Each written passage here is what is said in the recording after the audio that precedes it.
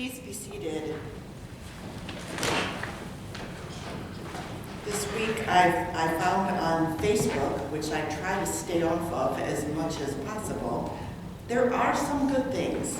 This week I found a woman whose name is Carolyn Winfrey Gillette, and she writes new words to familiar hymn tunes.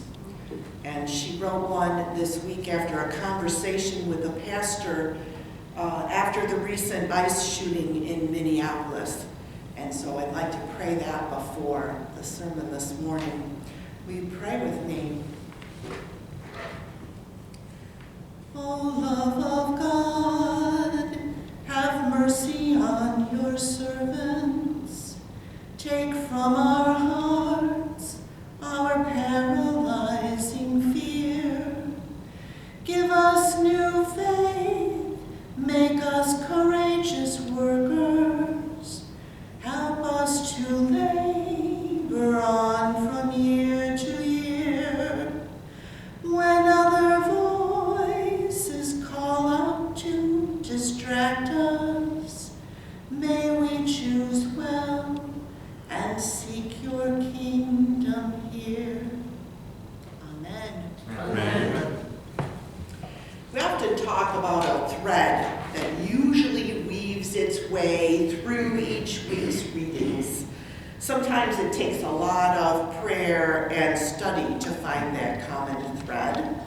And other times, like in this week's readings, the thread is so obvious, it's almost like a snag sticking up from the fabric of each lesson. The reading from Isaiah this morning is about someone who has been called to serve God. According to the commentary from the SALT Project, this reading is the second one of 4 servant songs included in the book of Isaiah. The servant starts out feeling rather incompetent, which I related to. I have labored in vain. I have spent my strength for nothing and vanity. But God proclaims that with God's help, the servant will do great things. I will give you as a light to the nations, that my salvation may reach to the end of the earth. The servant in Psalm 40 proclaims, I love to do your will, O God. Your law is deep in my heart. I proclaimed righteousness in the great congregation. Behold, I did not restrain my lips, and that, O Lord, you know. I have spoken of your faithfulness and your deliverance. I have not concealed your love and faithfulness from the great congregation.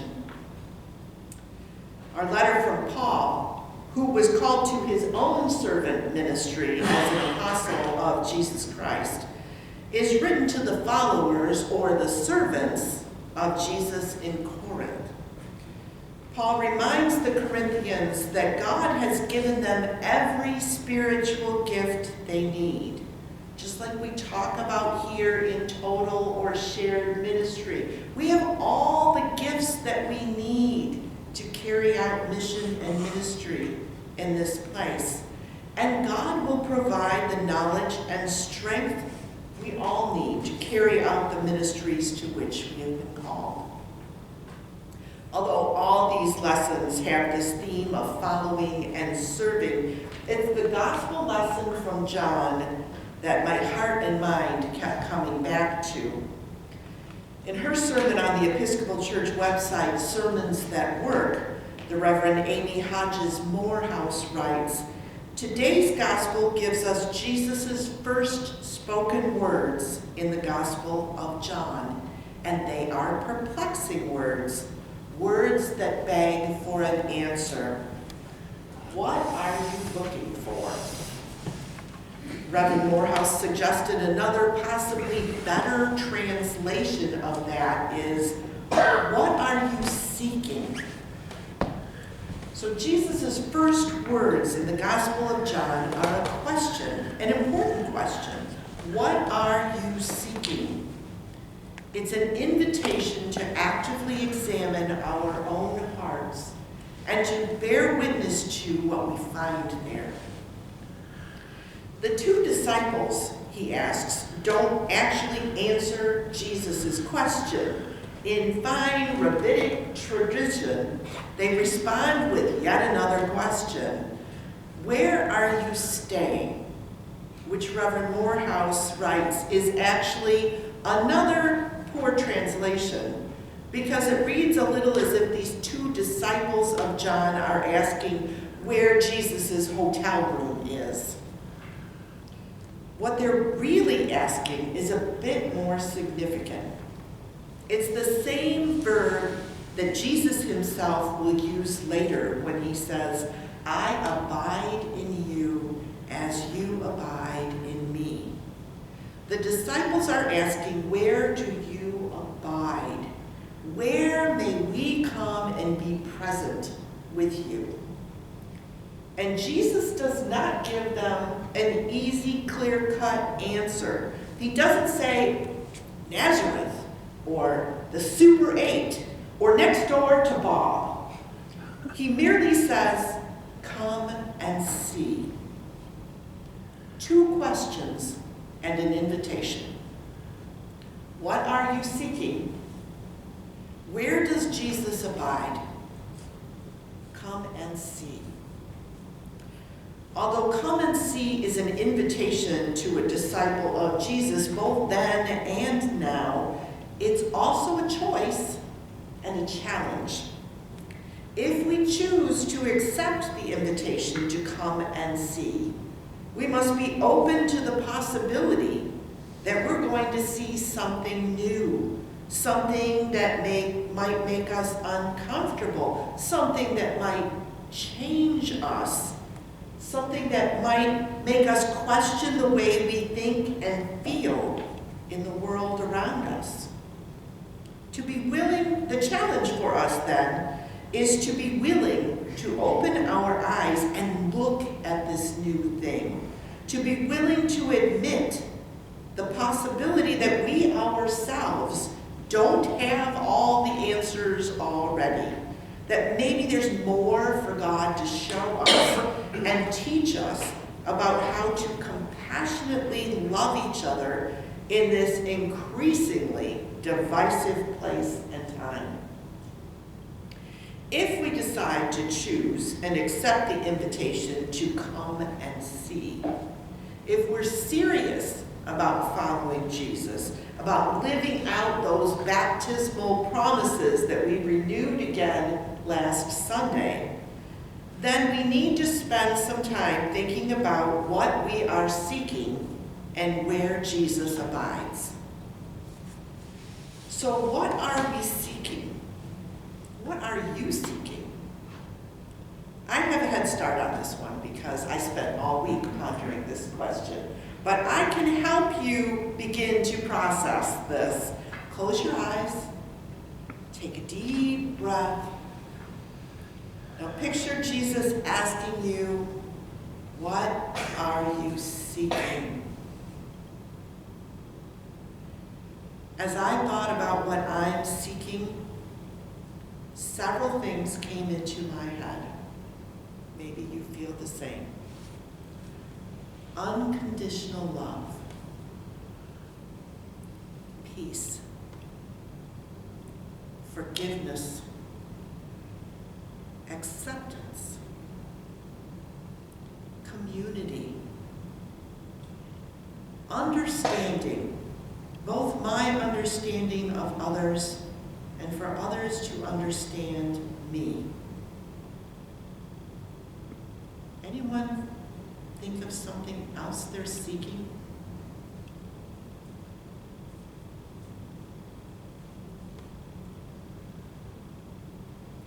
Let's think about the next question. Where does Jesus abide? Jesus abides with those in the margins of society, with the lonely, with the poor, with the hungry, with those in prison, with the drug addict and the alcoholic, with the mentally ill, with the sick, with the weak, with those who are being persecuted, with those with whom we disagree.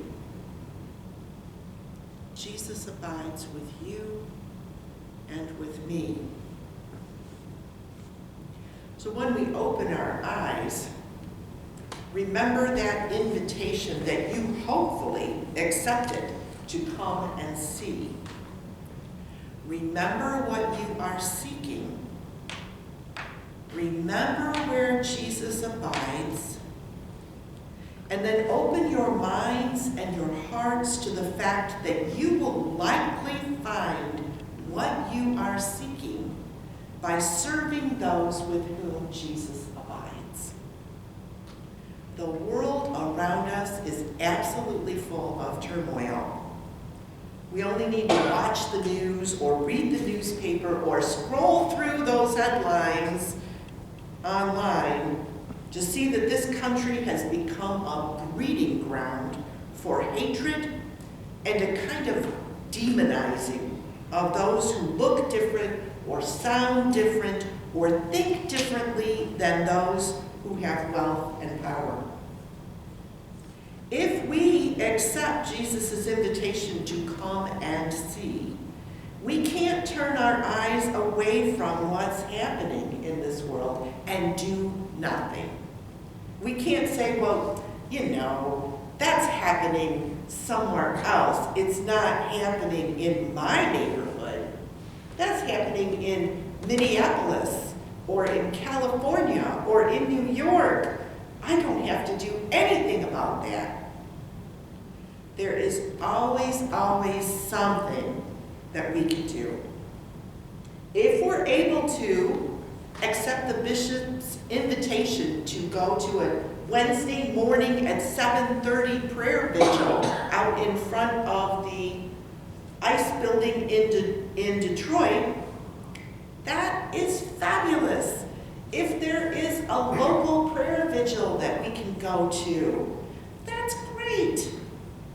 And if we're not able to do that, which I'm sorry, 7:30 on a Wednesday morning in Detroit is just not going to work for me, that doesn't let us off the hook. There are other ways to serve our neighbors. We can write letters, or we can make phone calls to our government officials. We can attend online prayer vigils. There was a beautiful one just this week. We can offer our individual prayers daily, and we can smile and hold doors and be polite and supportive and gracious to everyone we come in contact with each day, sharing the love of Jesus with our behavior and our actions. If we want to see change in this world, and I certainly hope that we do, we need to be willing, like the first disciples of Jesus, to participate in bringing about that change in whatever way, large or small, that we are able to participate. 2 questions and an invitation. What are you seeking?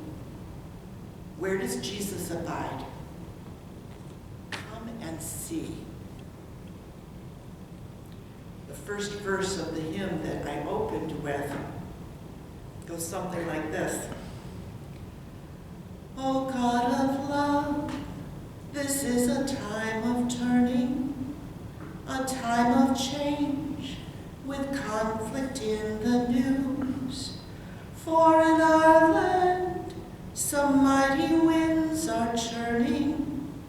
There's much at stake that we could gain or lose. Love sings out strong, yet fires of hate are burning. O God of all, you call us all to choose. May we each choose wisely, seek fervently, and abide abide boldly as the hands and feet of Jesus whenever, wherever, and with whomever we're with, today and every day. Amen. Amen.